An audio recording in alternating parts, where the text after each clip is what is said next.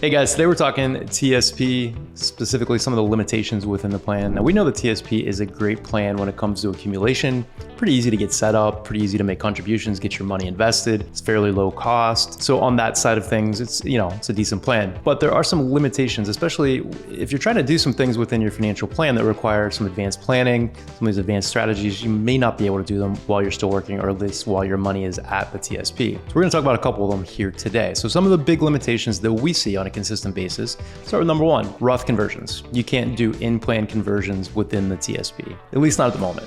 All right, so what you actually have to do is roll your money into an IRA and then do a conversion into a Roth IRA. So if you're trying to move some of that money from your pre-tax bucket that's gotten pretty big over the years, and you're not gonna get there just by making Roth TSP contributions, maybe you wanna do conversions after you retire in those first few years when your income drops. You can't do those if your money's still at the plan. You'd actually need to move that money, like I said, to an IRA and then do conversions to a Roth IRA, okay? So that's one limitation that we come across pretty frequently as people are considering tax diversification, tax allocation more so in their financial plan than we ever have before. While we're on the topic of Roth, all things Roth, now there's two requirements for a Roth distribution to be qualified, right? To become out tax-free. And that is simply, you gotta be over the age of 59 and a half, and the account has to be open for 5 years. So there's a 5-year window. The thing about the 5-year window is it's independent. There's separate 5-year windows on the employer plan side, which is the TSP, 401k, 403b, those sort of things, and the Roth IRA. So they carry separate 5-year rules. So each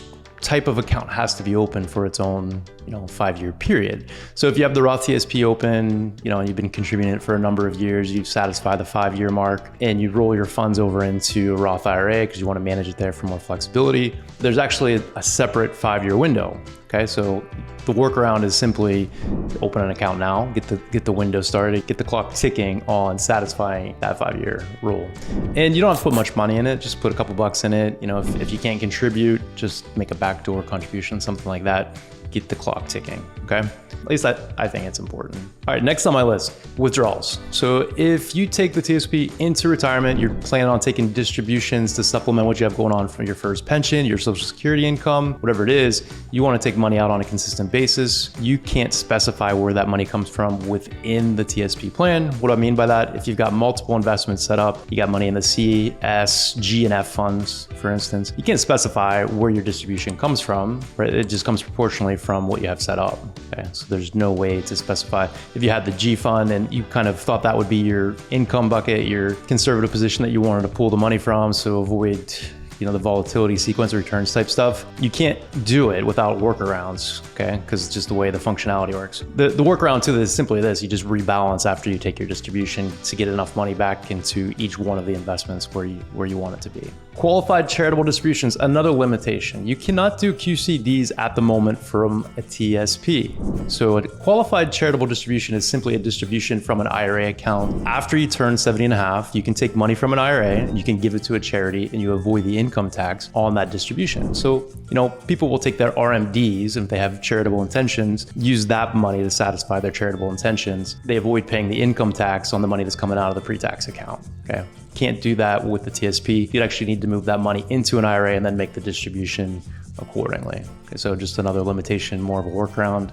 Again, loans. Let's talk about loans. So if you leave service, you generally can't take a loan when you leave. It used to be a 90-day payback period. And if you didn't pay your loan back within that 90 days, it was really just a charge off as a taxable distribution, right? And maybe there was penalties if you were under the age where you're allowed to take a distribution. But that's changed a little bit now. So if you actually communicate with the TSP, they'll give you a little bit of a window. They don't really say how long you have to pay it back, but I guess if you're just making your contributions, they're being flexible, folks. I don't know. It's kind of a gray area. Not much has been written about it without communicating directly with TSP. So loans are another thing to think about. And of course, if you leave service, you can't contribute to this thing. You can't contribute to any employer plan if you're not an active employee anymore. Once you terminate, you lose the ability to make contributions. Last one on my list. I think this is a big one. Of course, I'm an investment-oriented person myself. There's just not a lot of flexibility within the TSP. So you've got 5 core funds that you can choose from. I mean, those are kind of your choices, right? You got 3 equity funds, 2 fixed income funds.